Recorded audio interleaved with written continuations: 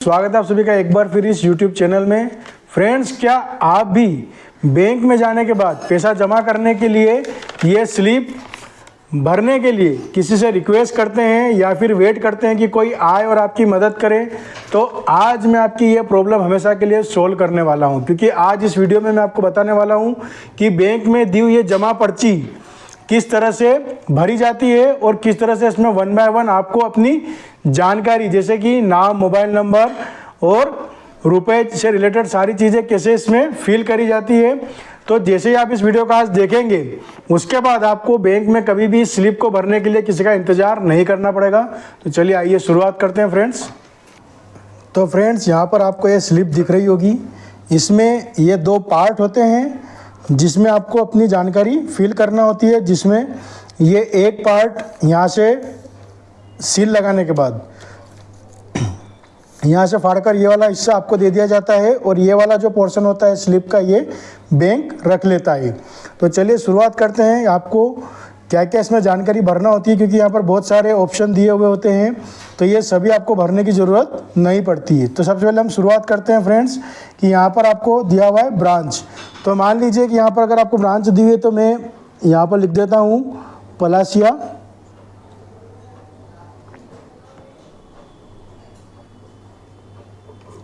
इंदौर। ठीक है फ्रेंड्स, तो यहाँ पर मैंने इस ब्रांच का नाम लिख दिया है, क्योंकि जिस क्षेत्र की वो ब्रांच होती है उस क्षेत्र का आपको नाम लिखना होता है। साथ ही साथ अगर आप उस शहर का नाम लिखे या ना लिखे चल जाएगा। उसके बाद फ्रेंड्स यहाँ पर आपको जो है आपके अकाउंट का नंबर लिखना होता है, यानी कि आपका जो खाता होता है बैंक में, जो आपका अकाउंट होता है उसका यहाँ पर नंबर लिखना होता है। और साथ ही साथ आपको यहाँ पर ये टिक करना होता है कि वह सेविंग अकाउंट है या करंट अकाउंट है या फिर कोई और। तो यहाँ पर आप जो भी, जैसा कि मान के चलिए कि आपका सेविंग अकाउंट है तो एसबी पे आपको यहाँ पर टिक करना होता है। ये एसबी पे हमने यहाँ पर टिक कर दिया। उसके बाद यहाँ पर आपका जो भी अकाउंट नंबर है वो आप लिख दीजिए, जैसे 1 2 3 4 5 6 7 8 9 और ये 10। तो अब जो भी आपका यहाँ अकाउंट नंबर है वो आपको यहाँ पर लिखना है। उसके बाद फ्रेंड्स यहाँ पर दिया हुआ है नेम, यानी कि नाम। तो ये अकाउंट नंबर किसका है उनका यहाँ पर आपको नाम लिखना होगा। जैसे मैं लिख देता हूँ राहुल शर्मा। ठीक है, अब यहाँ पर मैंने एक ऐसे ही रेंडम नाम ले लिया है, ना मैं इस राहुल शर्मा नाम के बंदे को जानता हूँ ना ही मेरा नाम ये है। उसके बाद यहाँ पर ऑप्शन है मोबाइल नंबर भरने का। तो जो भी आपका मोबाइल नंबर है वो यहाँ पर आपको सही लिखना है, क्योंकि अगर कोई भी बाद में प्रॉब्लम आती है टेक्निकल इशू या किसी भी चीज़ की वजह से, तो इसी मोबाइल नंबर पर बैंक के कर्मचारी आपसे संपर्क करते हैं। तो यहाँ पर भी 10 डिजिट का नंबर होता है। तो फ्रेंड्स हम यहाँ पर 10 डिजिट लिख देते हैं, 1 2 3 4 5 6 7 8 9। तो ये 10 डिजिट हमारा हो गया है। अब फ्रेंड जहाँ पर सबसे बड़ी चीज़ है, सबसे महत्वपूर्ण वह है कि आप कितना अमाउंट अपने अकाउंट में जमा करने वाले हैं। तो यहाँ पर कई बार लोग मिस्टेक कर देते हैं, तो उसको आपको हमेशा सही से फिल करना है।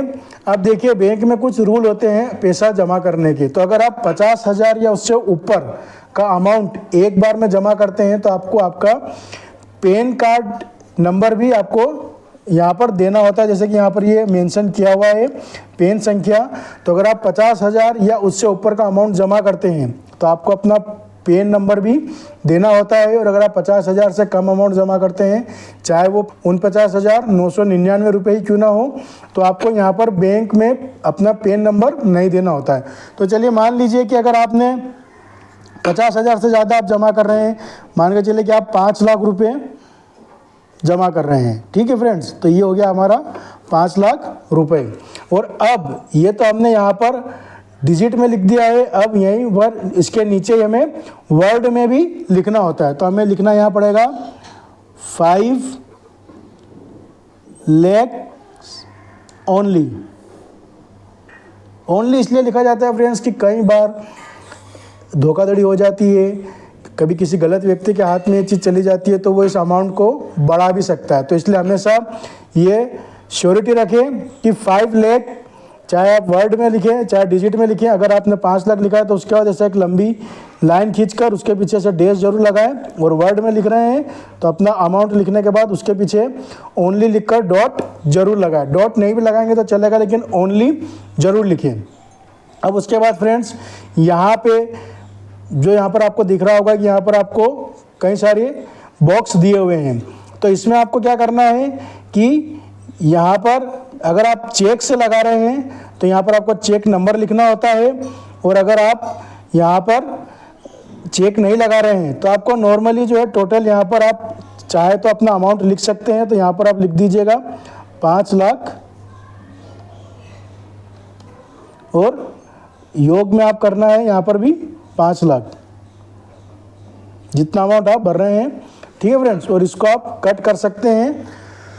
उसके बाद यहाँ पर जो दूसरी सबसे बड़ी चीज़ होती है, क्योंकि ये जो पर्ची होती है, ये जो इस स्लिप का हिस्सा होता है, ये बैंक के पास होता है, तो इसे भी आपको सेम वही चीज़ भरना है जो आपने यहाँ भरी है। अब यहाँ पर एक चीज़ और मैं बता दूँ आपको फ्रेंड्स कि अगर आप यहाँ पर डेट लिखते हैं तो काफ़ी अच्छी बात है, अगर नहीं भी लिखते हैं तो यहाँ पर इस पोर्शन पर डेट लिखना बहुत ज़रूरी है। तो चलिए हम डेट भी लिख ही देते हैं। तो आज की जो तारीख है वह है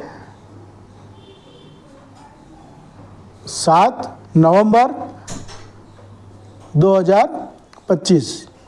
तो फ्रेंड्स 7 नवंबर 2025 को मैं ये वीडियो बना रहा हूँ। तो फ्रेंड थोड़ा सा राइटिंग इसलिए ऊपर नीचे हो रही है क्योंकि बीच में ये मोबाइल का स्टैंड भी आ रहा है। तो आप ठीक है, मेरे कुल मिलाकर ये है कि आपको ये चीज़ समझ में आना चाहिए, तो आप इसके समझ सकते हैं। अब हम बात करते हैं फ्रेंड्स कि आपने जब यहाँ पर 50,000 रुपये से ऊपर का अमाउंट दिया है तो अब सबसे पहले आपको यहाँ पर लिखना है आपके पेन नंबर, जो कि 10 डिजिट का होता है, जैसे कि ABCD, फिर उसके बाद होते हैं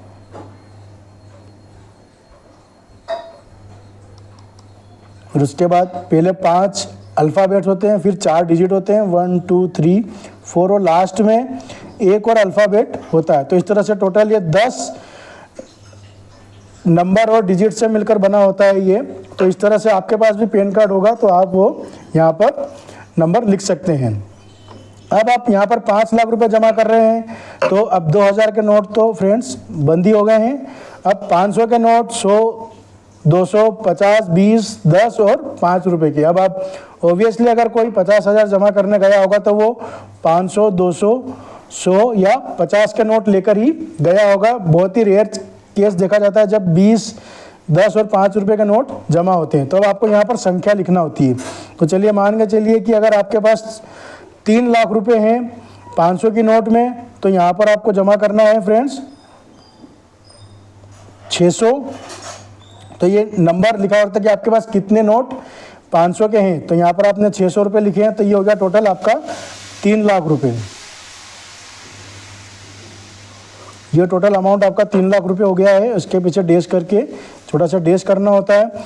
उसके बाद मान के चलिए कि 1 लाख रुपए आपके पास यहाँ पर 200 की नोट में है, तो आपको यहाँ पर लिखना है 500। तो ये हो गया आपका 1 लाख रुपए। और 100 नोट के रूप में भी आपके पास 1 लाख रुपए हैं, तो यहाँ पर आपको लिखना है फ्रेंड्स 1000। तो 1000 इंटू 100 मतलब ये हो गया आपका 1 लाख रुपया।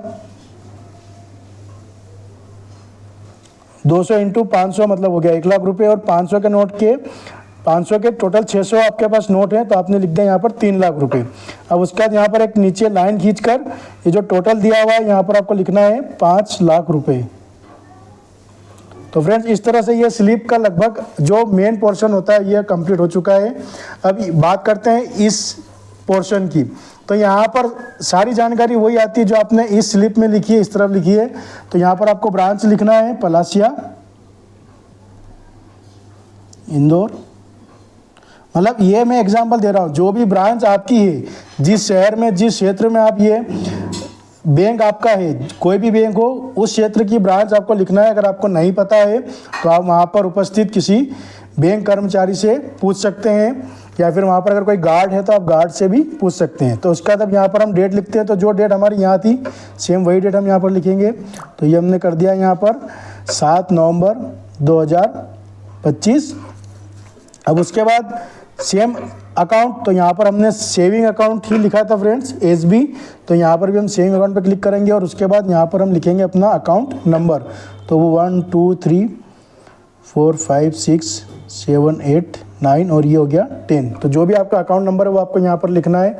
उसके बाद यहाँ पर आपका नाम आता है, तो नाम हमने लिखा था राहुल शर्मा, तो ये हम राहुल शर्मा के नाम से यहाँ पर लिख देते हैं। उसके बाद टेलीफोन नंबर है जो आपने यहाँ लिखा था फ्रेंड्स, सेम वही नंबर आपको यहाँ पर भी लिखना है। तो 10 डिजिट का आपको टेलीफोन नंबर लिखना है, 1 2 3 4 5 6 7 8 और 9। अब उसके बाद यहाँ पर ईमेल आईडी आता है, तो आप ईमेल आईडी चाहे तो लिख सकते हैं, अगर नहीं भी लिखेंगे तो कोई प्रॉब्लम नहीं होगी। तो हम लिख लेते हैं, चलिए customer@gmail.com। जो भी आपकी ईमेल आईडी वो आप यहाँ पर लिख सकते हैं, ठीक है फ्रेंड्स। अब उसके बाद अगेन यहाँ पर बात आ रही है रुपए को वर्ड्स में लिखने की। कई बार क्या होता है यहाँ पर आप डिजिट में लिख देते हैं और ये पर्ची फिर आपको फिर से फिल करना होती है, फिर से भरना होती है। तो आपको यहाँ पर वर्ड में लिखना है, तो आपको सिर्फ इतना लिखना है 5 लाख ओनली, ठीक है। जो भी आप अमाउंट लिख रहे हैं वो आपको यहाँ पर इसमें वर्ड में लिखना है। और उसके बाद अब वापस से यहाँ पर आपको टोटल अमाउंट लिखना होता है फ्रेंड्स। तो यहाँ पर आप लिख दीजिए 5 लाख रुपए और एक डैश करके इसको ख़त्म कर दीजिए। और उसके बाद यहाँ पर एक छोटी सी लाइन खींचकर फिर से 5 लाख रुपए आपको यहाँ पर लिखना होते हैं। तो ये इस तरह से ये आपका हो गया है। अब उसके बाद यहाँ पर नीचे दिया सिग्नेचर और डिपॉजिटर, मतलब जमा करता के हस्ताक्षर, मतलब जो जमा कर रहे हैं उनको यहाँ पर अपने साइन करना होते हैं। तो आप कोई भी यहाँ पर जो आप साइन करते हैं वो आप यहाँ पर साइन कर दीजिए। तो फ्रेंड्स ये इस तरह से आप ये पर्ची भरकर अपना काम कर सकते हैं और ना ही आपको किसी का वेट करना पड़ेगा, इससे आपका समय बचेगा। 1-2 बार आप ऐसे ही ये पर्ची भरकर देखिएगा। अगर आपको कोई प्रॉब्लम आती है तो आप ये वीडियो आप देख रहे हैं, इसको वीडियो को सेव कर लीजिएगा। फाइनेंस विद नितिन कटलाना इस चैनल का नाम है। अगर आपको कभी भी कन्फ्यूजन हो तो आप वापस से आकर ये वीडियो देख सकते हैं। तो फ्रेंड्स आशा करते हैं आपको ये वीडियो और इन्फॉर्मेशन अच्छी लगी होगी। अगर वीडियो अच्छा लगा तो वीडियो को लाइक करना ना भूलें, और अगर अभी तक आपने हमारे चैनल को सब्सक्राइब नहीं किया है तो लाल बटन पर क्लिक करके हमारे चैनल को सब्सक्राइब कर लीजिएगा और बेल आइकन पर क्लिक करना ना भूलें।